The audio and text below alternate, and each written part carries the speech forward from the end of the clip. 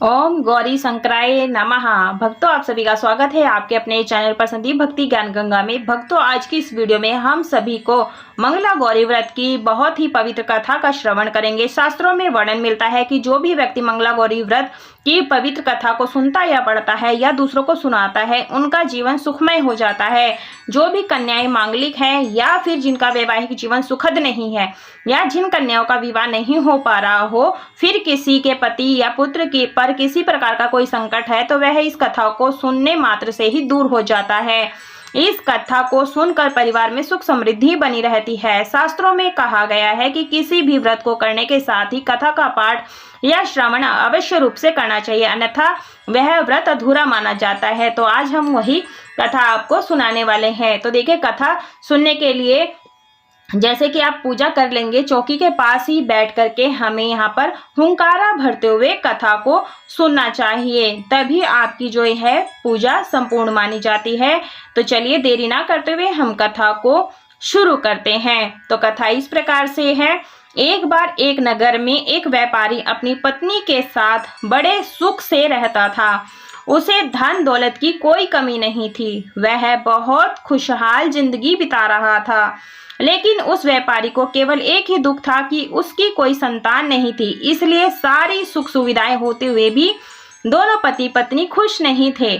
फिर एक दिन की बात है, उन व्यापारी के घर में एक साधु आए। व्यापारी ने उनका खूब आदर सत्कार किया और उन्हें फिर दुख का अपना कारण बताया। साधु ने बताया व्यापारी की पत्नी को सावन के में मंगलवार को किए जाने वाले मंगला गौरी व्रत की सलाह दी, साथ में पूजा विधि के बारे में भी संपूर्ण जानकारी दी। इसके बाद व्यापारी की पत्नी ने सावन माह के पहले मंगलवार से ही मंगला गौरी का व्रत पूजन शुरू कर दिया। अब वह हर मंगलवार को विधि पूर्वक व्रत और पूजा पाठ करने लगी। इस प्रकार कई महीनों तक उसने यह व्रत किया। एक दिन उसकी धर्म निष्ठा से प्रसन्न होकर माता पार्वती ने भगवान शिव से व्यापारी और उनकी पत्नी को संतान प्राप्ति का वरदान देने के लिए कहा। व्यापारी को उसी रात स्वप्न में एक दिव्य शक्ति ने दर्शन देकर कहा, हे व्यापारी, एक आम के पेड़ के नीचे भगवान गणेश जी की मूर्ति विराजमान है। तुम उस पेड़ से आम तोड़कर अपनी पत्नी को खिला देना, इससे तुम्हें संतान की प्राप्ति होगी और सुख मिलेगा। व्यापारी ने अगले दिन सुबह उठकर अपनी पत्नी को इस सपने के बारे में बताया और वह उस आम के पेड़ को ढूंढने निकल पड़ा। बहुत देर तक ढूंढने के बाद आखिरकार व्यापारी को वह आम का पेड़ मिला जहां भगवान गणेश की मूर्ति विराजमान थी। उसने आम तोड़ने के लिए उस पेड़ पर पत्थर मारना शुरू कर दिया।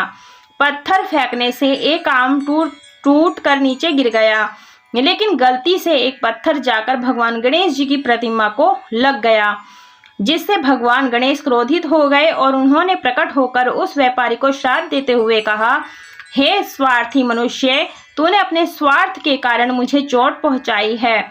तुझे माँ पार्वती की कृपा से संतान की प्राप्ति तो होगी, लेकिन उसकी मृत्यु 21 वर्ष की आयु में हो जाएगी। यह सुनकर व्यापारी बहुत घबरा गया और वह घर वापस चला गया। उसने वह फल अपनी पत्नी को खिला दिया, लेकिन इस घटना के बारे में किसी को नहीं बताया। कुछ समय के बाद भगवान शिव और माता पार्वती के आशीर्वाद से व्यापारी और उनकी पत्नी को पुत्र की प्राप्ति हुई, जिससे उन दोनों की खुशियों का ठिकाना नहीं रहा। लेकिन साथ ही साथ व्यापारी इस बात से भी चिंतित था कि उसका पुत्र अल्पायु होगा। देखते ही देखते वह बालक 20 वर्ष का हो गया और व्यापार में अपने पिता का हाथ बटाने लगा। एक दिन घर लौटते समय वह व्यापारी पेड़ की छांव में तालाब के किनारे बैठकर अपने पुत्र के साथ भोजन करने लगा। तभी वहां कमला और मंगला नामक 2 कन्याएं कपड़े धोने के लिए आई और कपड़े धोते हुए आपस में बातें करने लगी। कमला ने मंगला से कहा कि मैंने इस सावन मास में प्रत्येक मंगलवार को मंगला गौरी व्रत रखने का निश्चय किया, इसलिए तुम भी माँ पार्वती को समर्पित यह व्रत अवश्य करना। इससे माता पार्वती प्रसन्न होती हैं और आप कर उनकी कृपा दृष्टि बनी रहती है। इसे करने से मनोवांछित वर और अखंड सौभाग्य की प्राप्ति भी होती है। कमला की बात सुनकर मंगला भी इस व्रत को करने के लिए तैयार हो गई। दूसरी ओर व्यापारी ने दोनों कन्याओं के बीच का यह पूरा संवाद सुन लिया। फिर उसने अपने मन में यह सोचा कि यह कन्या मंगला गौरी व्रत को करती है, इससे इसे अखंड सौभाग्य की प्राप्ति होगी। फिर तो यही मेरे पुत्र के लिए एक योग्य वधू साबित होगी। ऐसा सोचकर वह उन दोनों ने का विवाह प्रस्ताव कन्या के पिता के पास लेकर गया। व्यापारी की गांव में प्रतिष्ठा और मान होने के कारण कमला के पिता अपनी पुत्री का विवाह व्यापारी के पुत्र से करवा देते हैं। विवाह के बाद भी कमला विधि पूर्वक मंगला गौरी का व्रत रखना जारी रखती है। उसके इस भक्ति भाव से प्रसन्न होकर माता पार्वती एक दिन उसे स्वप्न में दर्शन देती है और कहती है कि मैं तुम्हारी भक्ति से अत्यंत प्रसन्न हूँ, इसलिए तुम्हें अखंड सौभाग्य का वरदान देती हूँ। लेकिन तुम्हारा पति अल्पायु है, इसलिए अगले महीने मंगलवार के दिन एक सांप तुम्हारे पति के प्राण लेने आएगा। तुम उसके लिए एक प्याले में मीठा दूध रख देना, उसके पास एक खाली मटका भी रख देना। सांप दूध पीकर उस मटके में चला जाएगा और फिर तुम उस मटके को ऊपर से कपड़े से ढक कर अगले मंगलवार को कमला ने माता पार्वती की बात मानकर एक प्याले में मीठा दूध रख दिया, पास में एक मटकी भी रख दी। सांप ने आकर दूध पिया और मटकी में जाकर बैठ गया। कमला ने तुरंत ही उस मटकी को कपड़े से बांधा और उसे जंगल में छोड़ आई। माता पार्वती की कृपा से कमला है के पति के प्राण बच गए। इस प्रकार मंगला गौरी के व्रत पुण्य फल से व्यापारी का पुत्र श्राप मुक्त हो गया। जब घर में इसको इस चमत्कार के बारे में बताया तो सभी आश्चर्यचकित रह गए। इसके बाद व्यापारी और उसकी पत्नी ने अपने पुत्र और पुत्र वधू को आशीर्वाद दिया और पूरा परिवार सुखपूर्वक जीवन बिताने लगा। कथा समाप्त। प्रेम से बोलिए मंगला गौरी मैया की जय, पार्वती माता की जय, गणपति भगवान की जय। भक्तों, उसके बाद में हमें यहाँ पर विनायक जी की भी कथा सुननी चाहिए, तभी हमारी जो कथा है संपूर्ण मानी जाती है। गणेश जी की कथा इस प्रकार से है। एक मेंढक और एक मेंढकी थे। मेंढकी रोज गणेश जी की पूजा कहानी करती थी। एक दिन मेंढक बोला कि तू पराये पुरुष का नाम क्यों लेती है? अगर तू लेगी तो मैं तुझे मारूंगा। राजा की दासी आई तो पतीले में डालकर अंगीठी पर चढ़ा दिया। जब दोनों सिकने लगे तो मेंढक बोला, मेंढकी बहुत कष्ट हो रहा है, तू गणेश जी को याद कर, नहीं तो हम दोनों मर जाएंगे। तब मेंढकी ने 7 बार विनायक जी कहा।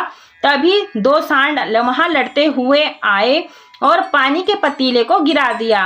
मेंढक और मेंढकी तालाब में चले गए। हे विनायक जी, मेंढकी का कष्ट दूर किया, वैसे सबका करना। हुंकारा भरते हुए इस कथा को सुनाने वाले की सभी मनोकामना पूरी करना। बोले गणपति भगवान की जय। भक्तों, कथा सुनने के बाद में जो आपने ये अक्षत पुष्प लिए हैं भगवान के चरणों में छोड़ना है। यदि आपने जल का लोटा साथ में रखा है तो कुछ अक्षत आप जल के लोटे में डाल दें। उसके बाद में जो जल का लोटा होगा वो आप सूर्य देव को कथा सुनने के बाद में जल अर्पित करना है और जो अक्षत पुष्प है माता के चरणों में छोड़ देना है। तो इस प्रकार से थी हमारी ये मंगला गौरी व्रत की कथा या कहानी। यदि आपको यह मंगला गौरी की कथा और विनायक जी की कथा कहानी पसंद आई हो तो वीडियो को लाइक शेयर सब्सक्राइब जरूर से कीजिएगा, ज़्यादा से ज़्यादा शेयर कीजिएगा ताकि अन्य भक्त भी इस वीडियो के माध्यम से इस कथा का श्रवण करें और आपका भी पुण्य अर्जित हो और आप भी पुण्य के भागीदारी बने। तो वीडियो पसंद आई तो वीडियो को लाइक शेयर सब्सक्राइब जरूर से कीजिएगा। कमेंट बॉक्स में जय माता रानी अवश्य लिखिएगा। पूरा वीडियो देखने के लिए आप सभी का बहुत बहुत धन्यवाद। जय माता रानी की।